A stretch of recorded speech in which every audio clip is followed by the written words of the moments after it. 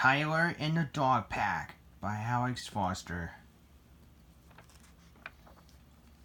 On the farmland of Lincoln, Nebraska, Wally Birdson was sitting on the stool next to the barn. He was down with his girlfriend Annie Watkins and his little sister Sandy Birdson. It was a bad day on the farm. Everyone should be joining the dog pack. But the dog owner was Wally's worst enemy, none other than Tyler Edison, or Tyler the Terrible as he liked to be called. He has 3 dogs, a pug, a Doberman, and a Labrador. The dogs are charged and lunge at poor Wally. Ha ha ha! Good job, boys, Tyler said evilly. You found our first prey. Hey! Wally snapped as the dog leader gets off of him. What on earth did you get these mutts? "'Cause," Tyler answered, "my father put me in charge to take care of his dogs while he was out in the gun show." "Say what?" Wally asked.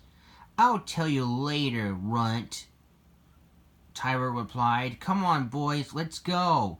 The dogs let Wally go, and they going with Tyler. "Wally, you okay?" Annie asked, getting her boyfriend off of the ground.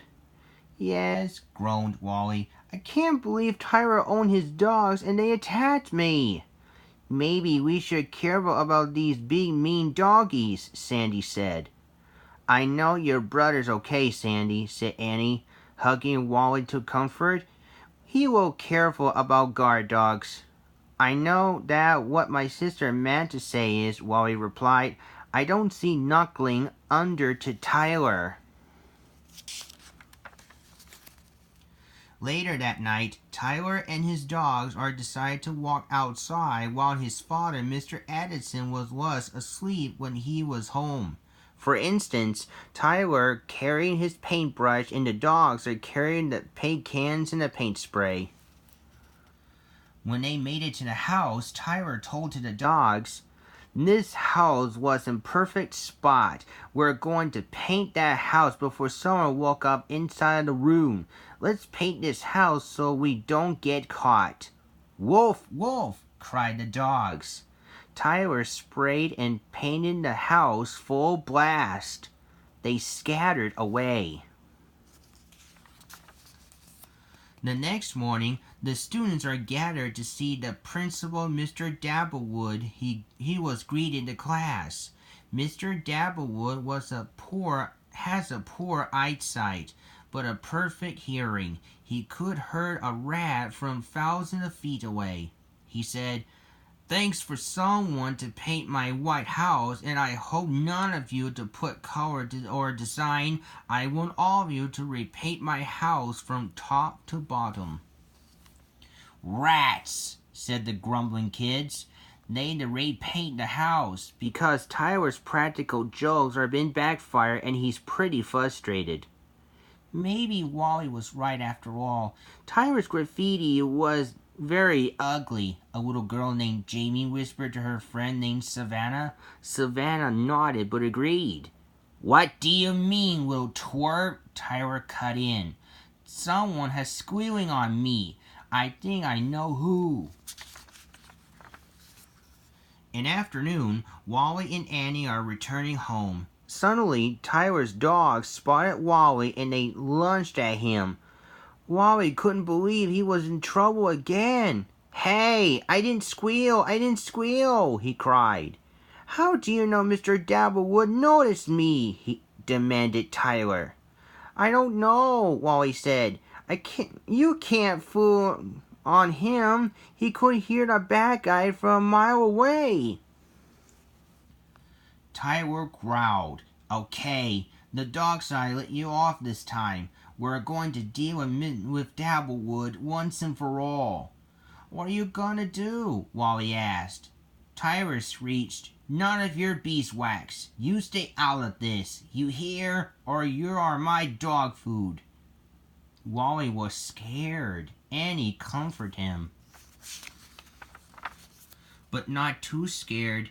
Later that evening, Wally spied on Tyler and his dogs were sneaked quietly into the yard. Tyler put the vicious fox trap on the front yard of Mr. Dabblewood's house. Then Wally heard, "Well, show that old Dabblewood who's hearing here, not until he get the present tomorrow morning." Wally get help as fast as he could. Later, Wally get Annie out of bed and told her what happened. He said Tyler was gone crazy this time. His prank could be hurt anybody. We need to get the trap out of here before Dabblewood wakes up. The two lovebirds are carefully, gently put both the trap and the trick present into the wagon. Soon the danger was finally over. "We did it, Wally!" cheered Annie. "I know," replied Wally. "I can't wait about Tyler's face when Mr. Dabblewood was alive tomorrow morning as usual." "No need to until the morning," said the voice evilly behind him.